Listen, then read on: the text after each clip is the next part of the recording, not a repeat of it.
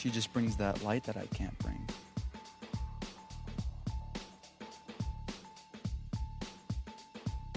He kind of makes me more logical and more motivated.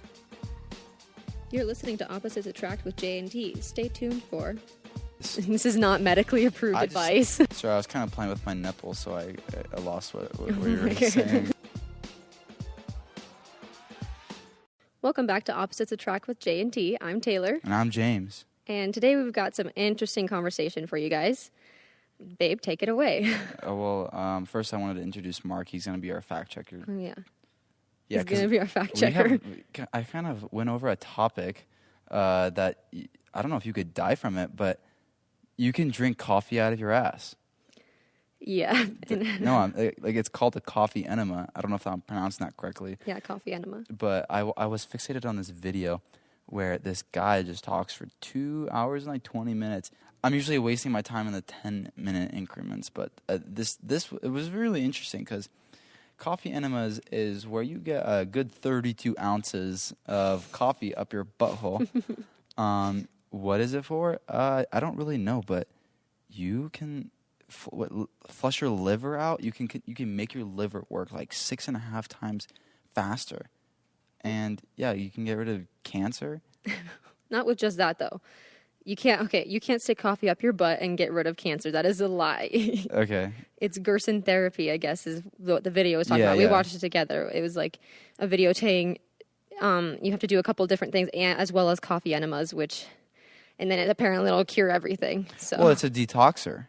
So your liver is working, and all the crap that we eat, just comes out of your body in the worst ways. This guy who was going through it, he went through it because he had stage 2 melanoma, and he had a little tumor? Not a tumor, the skin cancer right on his heel. Yeah. Yeah, he's like, screw, like the typical thing. I'm not doing that. Well, he was a smart guy, apparently. He was in Silicon Valley. At least he was working there. But his Chinese mom called him to go back to China, and she's like, "Okay, son, I want you to stick coffee up your butt." Okay, babe, yeah. Can you elaborate on what this is exactly? Like, what do you research this more than me? So what do you do when it was just that one video. Okay, so he talked about the nutrition. He talked about the right salt balance that you needed. Not salt balance. Not only that, salt and water. And he was, I don't even know. But for like 3 weeks and or even a month, he would have, it depends what the symptom was, but his hair was falling out. For a month, he was when he would shit, his shit would, no, this is someone else. But he said that someone in the clinic, when they pooped, the poop smelled like freaking swamp. It basically, so this, I guess coffee enemas are kind of a way you're supposed to detoxify your body, which personally I kind of think is a little bit of a gimmick because your body pretty much detoxifies on its own. We're not recommending that. I wouldn't recommend doing it unless you do your research and figure out the validity of it because... Yeah, you need to do research because I don't want to try dying because I drowned from coffee being up my ass. Well, if you don't die from it or anything bad happens, I mean, you'll just shit a lot and it'll just come. Well, that's the whole point. You have to hold. You have to hold it in for 10-15 minutes. I don't. Coffee. That's horrible. Coffee. That's probably gonna burn so bad. No, it doesn't have to be hot. It doesn't have to be hot. But it's still gonna burn. What I'm curious is how long does it take to poop all that out? Because probably at least a couple hours. You have to hold it into your colon. Oh, I would feel so uncomfortable. Just thinking about that makes me cringe. No, that's not a thing. I kind of find excitement into it. Oh my gosh. Does that mean I'm gay? Just let me know when you decide to do it so I can be there when you need to go to the hospital. No, please do research on this because I'm not trying to be responsible for a death. Yeah, no, actually, please don't do this without research. Yeah, we can't. We could be sued because we don't give any warnings. Yeah. Before listening to this podcast, make sure.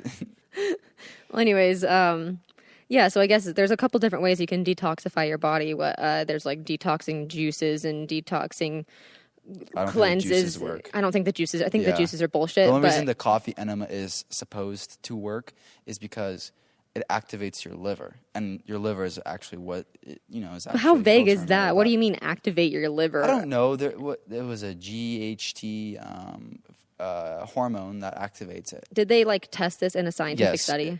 The number is actually 6.5 times activated. Okay. That's what he was saying, and he seemed very knowledgeable on this topic.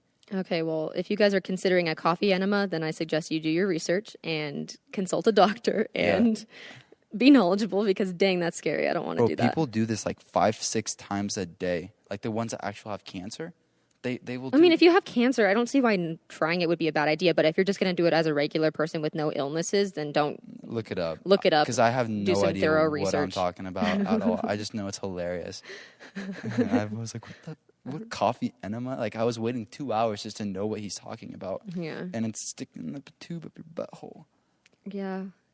That I will never be doing that. I'm sorry. Unless I have cancer, I will not be doing that. I honestly, I was considering doing it like once a day or once a week or something like that. I would suggest once a week or once, seeing how you feel, then do it again. Because I know every single one out there, they have watched those videos that like the ink, the food ink. Is that one of it's called? Food ink? One of the videos, right? There's like a cow and it has like a barcode on it. It just talks about the food industry, how. So I mean, I'm assuming we have a lot of toxins built up within us. So that's why I want to do it. Yeah, but I guess like.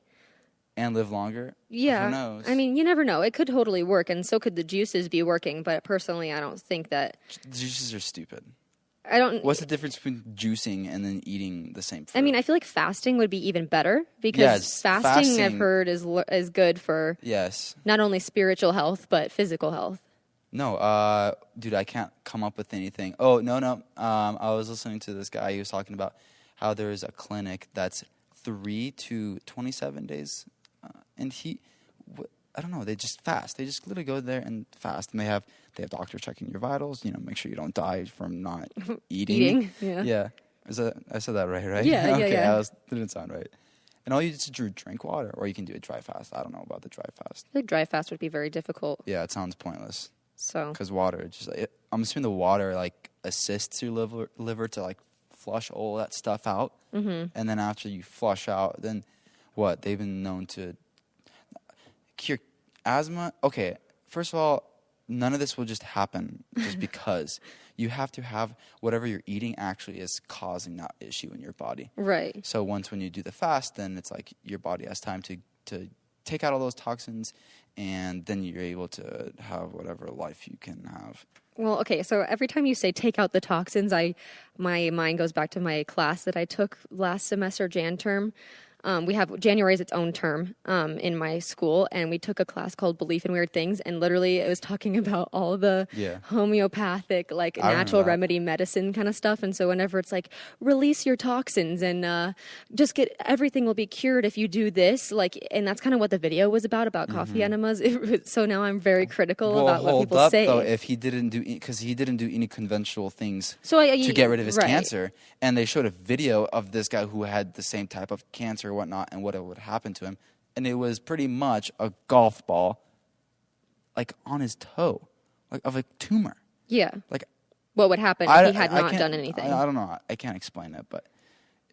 I mean, something worked, cured. But I don't know if it was just the coffee enema. There was definitely way more to it than just the coffee enema. There was like the diet and everything. I guess just detoxifying your body is pretty vague, but if you're just choosing to do... It's a buzzword, really. It's a buzzword, yeah. It's really abused, which sucks because, like, how do you know what to do to detoxify? Well, like, we have natural detoxifying, like, organs in our body to your liver. That's why the coffee enema is supposed to work, because it actually activates your liver. Okay, well, I guess we won't know until we try. Okay, well, I mean, who cares about that? What most people want is some detoxifying in their relationship. Yeah. At least that's what I think. I agree.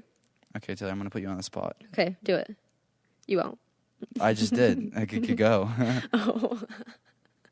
Well, okay, so I guess when I think of, it's one thing to detoxify your body, but it's another thing to detoxify your relationships with people and with your significant other, I think. Which means, like, how do you communicate with each other without being toxic, without hurting each other's feelings when you fight, or without swearing at each other and stuff. So I guess we just want to talk a little bit about that and how we've done with fighting with each other and not being in a toxic relationship. Sorry, I was kind of playing with my nipple, so I lost what you were saying. But one thing that would work in a relationship, I would say listening to the other person. What do you think about that? In what ways? How can we do that? Like, what's an example? Like, let's take a step back. What's an example? Let's say we're having an argument. Okay. Someone's pissed off, and you're getting all offended because they're flipping the bird, calling you a name, whatever, saying all of that. How do we? What does the other person do? I think. In the context of listening. In the context of listening, I think the most important thing is usually arguments don't start because you're listening to each other. They start because you are not listening to each other. Wow, it's deep. Because personally, when I feel like I'm not being listened to, I get defensive and I get frustrated because I feel like I have to shout. We literally had an argument the other day where I felt like I was not being heard. No offense, babe. I just literally did not feel like I was being heard at all. And it was frustrating for me because I couldn't get my words out. I couldn't say what I needed to say without feeling like I wasn't being listened to fully, without judgment, without... What do you think I should have done?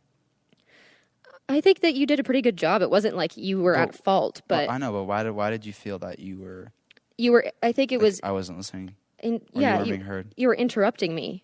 You were taking what I was saying, the beginning parts, and then switching it at the ends and using the beginning parts of what I was saying, and then replying versus listening to the full sentence, full idea, and then replying. And I think that that's like a huge thing when it comes to keeping it from not being toxic, because our fight went from talking to each other and trying to discuss a topic to instantly defensive and more yelling. Then it didn't have to be that way. Well, in the coffee enema, you do 3 groups of things to detoxify your body. So, so among listening, what's another thing that we can do to detoxify a relationship? Okay, well, one thing that we had to learn the hard way was cussing at each other is not good. That when you get really heated, when you get enraged, it's hard not to. But it's like keeping it civil between you two, keeping it where you can raise your voice a little bit, sure, if you're in a heated moment. But when you start yelling, when you start cussing at each other, when you are just so heated in the moment, you cannot. It's hard to come back from that heat, and it just makes it more toxic. And you're not getting anywhere. You're just yelling. You feel like you're against each other. Yeah, you feel like you're against each other. But really, when it comes to fighting with each other, it's not meant to be like. Usually, there's something you need to work out with each other, whether that be something that the other person's doing that you don't like, or something that they need to do together, or there's a decision you have to make. You can't do this. You can't make a decision without your significant other, and sometimes that leads to fighting. Just like the name of this podcast, Opposites Attract. I mean, that's why we're here together, is because Taylor and I we just think differently, and we're able to find what is the best thing that works for us. Just because we say this and we say that, and then we're like, okay, we're both wrong, and then we find something in the middle. I mean, that's how I feel about it. Yeah, well, I think we've had a lot of learning curve, like from the beginning of our relationship, trying to artfully fight with each other. Yeah. Like not do it where we're like not listening to each other or getting to a conclusion.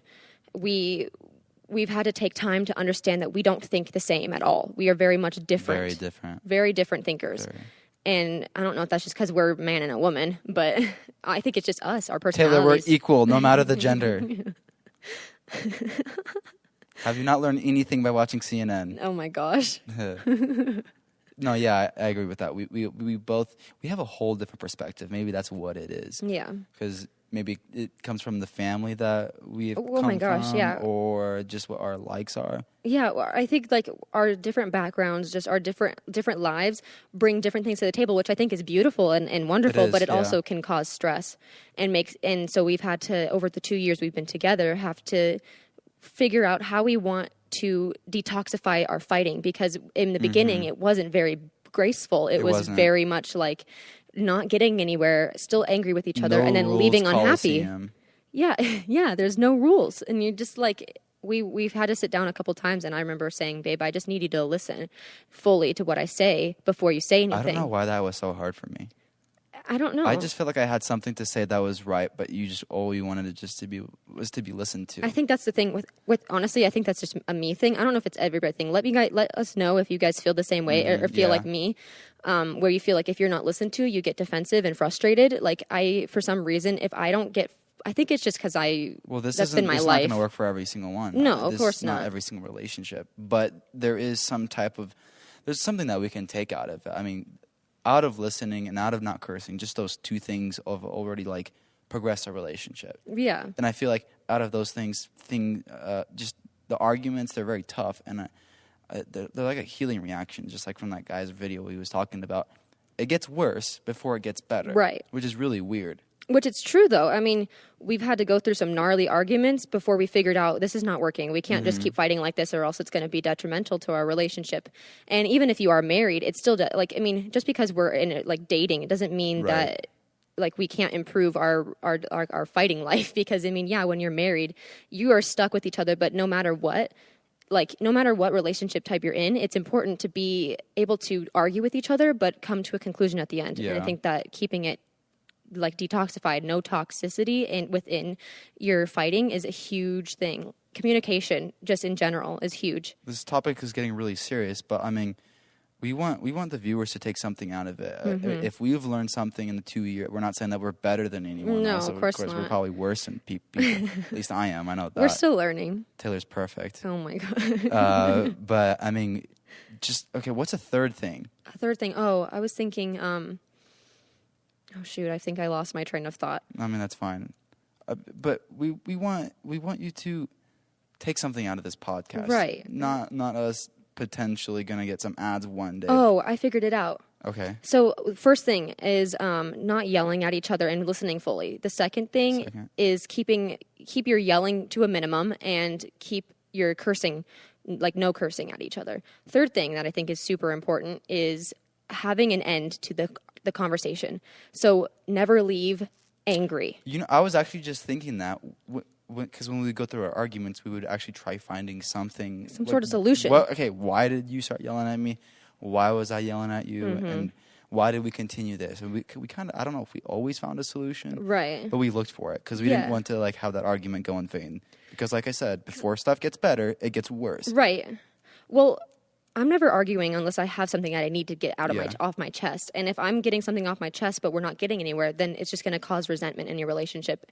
So, like, what I've learned over the course of my life is that if you argue with somebody, it's important to still say, I love you at the end. It's important to say, like, I respect you and I'm sorry that we argued. You know, it's important to come to a conclusion because if you don't, then you're just stuck in this, like, anger. And I will sit in it and it'll, like, fester in me and it won't those get anywhere. Emotions will continue for the next day and then the other day and then for a week, for a month, and then it'll just break up. Yeah, and then if you never argue, then it's also a problem. You know, because you're never continuing to progress in the relationship. Exactly, no one's getting better. I think honestly, what has kept our relationship alive for so long is because we argue. It's because we argue. Oh, you're gonna say that too? Yes, I was gonna say that. Yeah. I thought, okay, I just said that as a It's joke. because we argue with each other.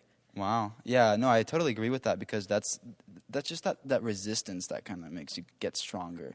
Yeah, in some way. If you're not, honestly, I hear people tell me all the time, oh, me and my boyfriend never fight, or me and blah, blah, blah never fight. And I think it's totally fine if you, like, don't fight for a while. I think that's good. Obviously, you don't want your whole, like... relationship. It'd be great if you were never fighting, but then I don't think it's, to be honest, I don't believe it's really realistic. If you never fight with each other, then how are you getting better? What happens is, and I think this is what happened to us, we just blew up. It went, like, every fight that we've ever wanted to have or we just held in, we just blew up on each other just at one time, and it made a really furious one. Yeah, and it's like, I think it's because we held in our gripes with each other for so long, and then I finally was like irritated, and then it kind of burst out of you. Honestly, it's better if you just say like, hey, like, I don't know what it is, but lately I've been feeling like this, and I want you to know. Yeah. And that is, it may cause an argument, sure, but it's better than keeping it held in for so long to where it just blows up in a huge fight, and you just can't get anywhere. This is not a group thing, but like I vibe with that. Like I just got goosebumps when you said that is the one secret in a relationship. What beef do you have against me? What beef do I have against you? Okay, now we can get it settled. Can we stay in the relationship or should we continue? Yeah, like is this gonna be something that we have to end or is it gonna be something that we can continue? Yeah. But nobody's gonna know that information unless it's said, because honestly,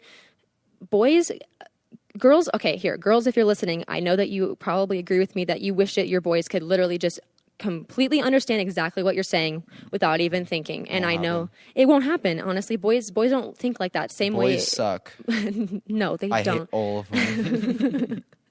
I think boys are great. I just think that I sound like Taylor Swift. I'm sorry. Honestly, I think it's rude of girls to assume that boys will get everything. Will understand what we think, because we are so different, and we have to recognize that they can't read our minds.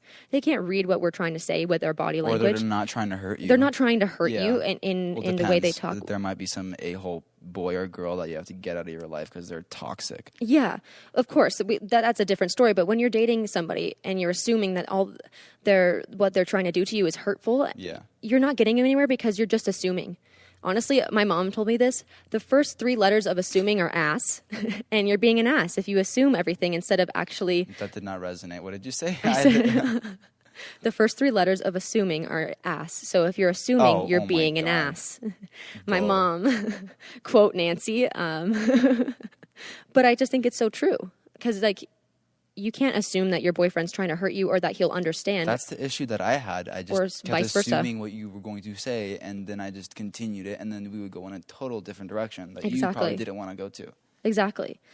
It just doesn't help anything. It's better if you just say, do you mean this? Or is this what you're trying to do? Because then I would rather somebody, like, babe, I'd rather you come to me and tell me exactly what you're questioning about.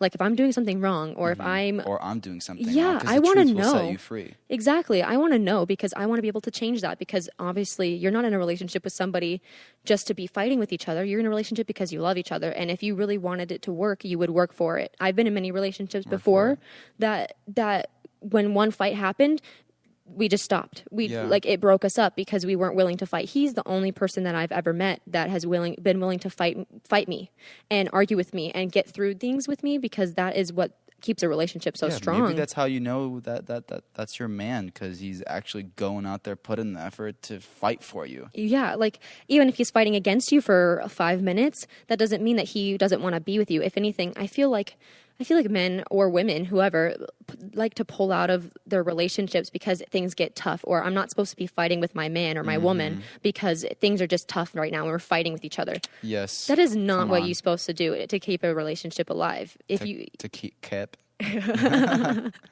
keep a relationship alive. I feel very passionate about this. I do too, yeah. It's just hard. I feel like nobody likes fighting with each other, and nobody likes being... griping with each other, and just goodness, and or at least make a good thing out of the bad thing. Mm-hmm. And you're not going to do that if you hold it all in the entire time. I think initiating the argument. I don't want to, not the argument, but the conversation. Yeah. Like, yo, I feel some tension. What's up? Yeah, that is as simple as that. You jerking or something, huh? You're not choosing me? Well, like, say you have doubts that your boyfriend is being faithful to you or your girlfriend's being faithful to you, if you sit and stew in that feeling, then you're resenting your boyfriend or girlfriend because you're not asking, you're not talking about it. You're just literally sitting in your fear. And that doesn't get you anywhere. It just makes it even worse on your relationship. And what if he's not? Or what if she's not, you know? Okay, so what do you say to do? I say, sit somebody down and say, hey, like, I've been feeling this way, and I know that this might be illogical, or maybe it's not even true, but I just honestly wanted to come to you and ask, and I would appreciate your honesty, because I would rather know than not, because I'm that type of person that I'd rather somebody tell me straight up than lie to my face. At least they lie to your face for a couple of minutes, and then you could be blunt about it. Right. I think it's difficult because everybody's scared of what the other person's going to say. But why be afraid? Because that's the truth that will set you free. Yeah, well... I think that sounds so cheesy. So cheesy. But I think it's true. I don't know. I just think that if you let it fester, then you're never going to get anywhere, and then the relationship's going to end, and there's no point of being in one. There's no point in being in a relationship if you're just going to be nice to each other all the time, in my opinion. I personally believe that if you're in a relationship with somebody, you better be arguing, because that is where you're going to be seeing the most growth. You will see the most growth in your relationship if you argue with each other and get over the argument and not just sit in it and never make up. Like, you have to. That argument is work. That argument is like you working out into the gym, and all of a sudden, if you don't finish those last couple of reps, you'll never actually get the results that you want. Get the results, exactly. So you need to finish that workout or the argument in this, not abbreviation. Case, in this case, yeah. Yeah, okay, case, yeah. I mean, that's what you need to do. So go out when you have arguments. When we have arguments, we really want to finish them and see what was the point of that argument. Mm-hmm. Where were we hurting? Yeah, and like, I don't even remember what we were arguing about. That's the thing, is that when we got over that argument, and then you forget what it was. Yeah, we finished them, and then I forget what we were even arguing about. I honestly feel better after having, like, not an in vain argument. Yeah. Right, like where you completely come to a closure. Whenever I fight with my mom, we spend hours arguing and fighting, and we're similar to you and me, babe. Where Jesus, hours? What's wrong with you? Not hours, but just like sometimes we just can't get through to each other perfectly, and we have to sit down and say, okay, this is not working. So no matter what relationship you're in, you have to kind of work with each other. And like with family, it's easy because you're like, oh, well, they're just family. They're always going to be there. But with relationships, that is where it gets difficult because people... What kind of relationships? Romantic relationships. Just romantic? Well, or friendships. Friendships, too. How about that? With friendships, too. Do you think it's the same thing? I think it depends. Because I'm actually really curious about what you think about this, because I kind of don't. I don't know. Personally, I think a friendship is a different level than a romantic relationship, obviously. You can't have... But with fighting, you both kind of have to come to an agreement or an understanding, because like with friendships you try to be at least with me with friendships, I don't like being very like abrupt, because I feel like I don't want to lose a friendship, because and that I think that's where I get a little bit more timid with my friendships than I do with James, because I think that me and James, I'm fighting for the love to last, versus with friendships, obviously you want it to last, but with friendships, you don't always have to be together. You don't always have to like live with each other. You don't have to live with each other. No, you don't. But with a relationship, a romantic one, you can have a roommate, yeah, but that's not going to last forever, because you're going to get married and then you can have whatever. I've never had a roommate, but I've never heard of a successful one. I mean, me and Megan we've had a successful roommate friendship, and still I want our friendship to grow, and I think, but we haven't talked very much, and I think that's okay. Same with my friend Michaela. Hi, Michaela, if you're listening, I love you. We don't talk every day, but we continue to be friends when we come together. So there's a difference between friendship fighting and relationship fighting, I think. Yeah. I'm not really sure what it is. It's just more like when you're fighting in a friendship, you don't get as furious with each other. I think it's because the love is not the same. Maybe it's because it's two dudes and like two girls. They're not able to get on the same ground, or they have the same perspective, and maybe they're just running into each other. Right. Well, like if I have an issue with one of my best friends, I will say something about it. I'll be like, hey, like, what's up? You know, but I also won't be yelling. Like I think that I get more angry when I really am deeply in love with people than when I'm like in a friendship. Not that I don't love them deeply. And sometimes even best friends just like fight with each other. I've heard horror stories, but I think the best thing with friendships is not to talk crap. Yeah. Is not to gossip about your friend, but is actually to go talk to them and see what's up. You don't have to have a conversation. You don't have you have to talk. You don't have to have an argument, is what I meant to say. But the whole point of it is to see what's going on, because I mean, usually whatever you're gossiping and talking crap about, if you tell them that, then you could fix the damn problem. Right. If you're just gossiping to some other friend, you're not getting anywhere with your real friendship. You're just gossiping about your friend, and it's not doing anything, and that creates toxicity in the friendship there too. The talking shit about somebody. It's gonna come up. No matter who you will feel that resistance. You will feel the resentment and the resistance if you keep talking shit. Like honestly, you never get anywhere when you tell other people about your problems or with the person. You only get somewhere when you tell the person that you have the problem with your problems. Because if you go and bitch about your boyfriend, oh, he's just being so annoying and he's not listening to me and everything like that, and just saying all this stuff to your friends. When you're doing what are you doing? You make more of a resistance. You feel like more victimized. It doesn't get you anywhere. It doesn't get you anywhere. It just makes you a victim, and it doesn't make anything better. It just makes things worse. I agree. You're like, okay, great. So I hate my boyfriend right now, and he's not listening to me, and then you're kind of expecting him to do something, or vice versa. You're expecting your girlfriend to do something, but she's not. But you're not telling the person. The thing that I've realized the most in this relationship, babe, is that if I don't tell you, you won't get it. And no offense to you, that's just how it is. Or you'll yell back, or you'll feel the resentment in me, and you'll be like, what the heck is up with this? I do feel it. It's tangible. I see you feel it too. And yeah, like when I get frustrated at you, and like obviously when you're in public, you don't want to get frustrated out loud, but I can feel it in my heart and it hurts. And you don't want to hold on to it. So I like try to tell you as soon as possible when I'm frustrated at you, because it's just too hard on me and hard on us to keep it going. Viewers, that's one thing. If you have resentment with your couple at that time, do not yell at them in public. It makes them feel like an asshole. Or like if you're yelling at me in public, I honestly feel like demasculated, or what's the word? Emasculated. Yeah.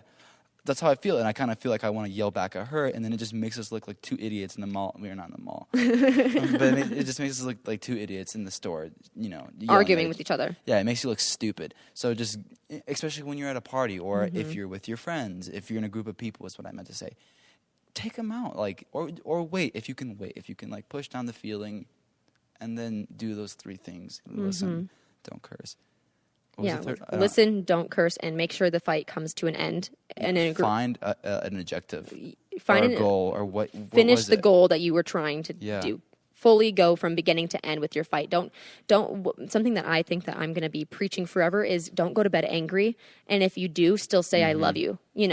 Still say I love you, and I'm sorry that we're fighting right now. But I'm too tired to continue this. So we'll continue this tomorrow when we have clearer heads. Yeah, having a pause when things get too far. Yeah, there's another thing that you can do. Or go too far. If you're toxic in your relationship, especially with fighting, pause. Sometimes I need to say, babe, I need to just relax. Like, that's what I did in our fight the other day. I was literally like, babe, I will say something I will regret if we keep talking. I need to just take a minute to breathe, let it go a little bit. And it helped. And it made me feel a little bit better. I could gather my thoughts without just like spewing out all the anger that I had and that kept the toxicity level of our fight down. I mean, that's not to say that our fight wasn't gnarly, because it was, but yeah, it helps. Did we even finish that one? Yeah, I think so. Yeah, we kind of finished it because we were going to someone's house. Yeah, and then I kind of forgot why I was angry in the first place. The 4th. I was being an asshole. No, not just you. It was just... Yeah, you're right. It was you. We were both being not very nice to each other. And then I get done and we're doing something on the 4th of July and I don't even think about it anymore. And I'm like, oh, I still love him and I still know... It was not even... That's because we ended the 4th with some badass fireworks. That's deep. The fireworks were so good. No, it wasn't just because there was like how they looked. I mean, it was a neighborhood with a bunch of... Not ghetto. They were actually kind of rich. But that's why they had a lot of fireworks, and they had those many fancy ones at Disneyland. Shit, you just look 360 degrees, and it was like fireworks. There's fireworks everywhere. You can feel it raining on you. It's, oh my goodness, that was an insane time. That was so cool. Hopefully, you guys had a good 4th of July, and everyone was safe. Yeah. In their adventures. But anyway, what is the 5 things that we've learned? I mean, was it 4 or 5? I don't know. With toxicity in your body, I've learned. The first thing is don't listen to what some rando on the radio is telling you. That's one. Don't listen. Okay. With relationships, there's 3 things. There's 4, I think, now. It's 1, listen to each other thoroughly. Let the other person completely say what they want to say before you interrupt and speak. I've heard something, I can't remember what I was talking about, but somebody was saying to me, listen fully. Don't listen to say something back. Listen so you can fully understand what they're saying before you reply. Damn. So there's that. Yeah. Second thing is don't curse at each other and try not to raise your voice, because cursing at each other never gets you anywhere. And if anything, it just fuels a fire. It does. And you can't get where you want to be going. Yeah, you just can't get anywhere. When I start getting cursed at, I just get defensive and I'm like, what the fuck is he doing? Like getting angry, not getting any better. And yelling too. And even with like kids too, you don't want to yell in front of your kids or curse in front of your kids too. So that's something for your parents out there that argue. Oh yeah, that benefits everyone around you. Same thing with the public thing. If you're going to be cursing and yelling in public while having an argument, it's so awkward for everybody else that listen. It is. Like I've seen them before, and I'm like, wow. So okay, now I know how I actually look like, and it's a freaking idiot. And it's like, Okay, what was the 4th? Third thing is completing the fight. Establishing what made you mad. What made you mad, and did we come to a conclusion? So if you start in the beginning of your argument, say, hey, I'm mad about this. And if you're going to fight through it, but make sure at the end you say, did we get anywhere where we wanted to be? Do you understand what I'm trying to say? Yeah, instead of just running out of the room and doing your own thing. And then for the rest of the day, it's this crap day. Yeah. Okay, and then the 4th thing. This is friendships. Oh, yeah. Just don't gossip about each other, dude. Yeah. Just don't gossip. It's not worth it. It's tough. It's so easy to gossip. It's so easy to talk shit about the other person. You subconsciously like, well, I'm saying it because I need to talk about it to someone, or like, whatever the reason. I mean, unless it's your therapist, then then don't talk. We're your therapist. Yeah, just talk to. You'll never get anywhere unless you're talking to your significant other or your friend. You will just create more pain. And I just think that's as simple as that. You just create more toxic stuff in this, like, and it just kind of boils up. And then that's why you end friendships, and that's why you break up, because you can't get past the toxicity. So yeah, that's pretty much all we wanted to talk about with toxicity. Yeah, we just but felt it in our heart. yeah, it just like, if I could, especially because we had that fight the other day, we wanted to talk about this with you guys and hope you guys understand that that pulling out the toxins in your friendships and your relationships is the most important thing to keep a relationship going, no matter what type it is. Friends, family, boyfriend, girlfriend, whatever. It's important. If you guys like this talk, please like it, comment. What did we suck at? Yeah. What do you want to hear? I mean, we want to provide major value to you. Yeah, we do. You can find us on Facebook, Opposites Attract with J&T. There's Twitter is at Opposites Pod, I think. And then Instagram is Opposites Attract Podcast. So You're right on the Twitter. It's Opposites Attract Pod. Is it? I don't know. Either you'll find it if you just look up Opposites Attract with J&T. Anyways, so you can find us on those socials, and you can find us now on Apple Podcasts if you want to listen to this. And now you don't even have to download any app. You can find us on SoundCloud, and then we're also going to be posting our YouTube video on YouTube, obviously. So you can watch Hopefully us we there. Don't look too stupid because I look like an idiot. Damn it. Well, yeah, thanks, guys, for listening. We hope you learned something valuable with this conversation, and let us know what you want to hear, okay? Keep interacting with us. We just want to get better and better and grow with our audience. So thank you, guys. Bye. Bye.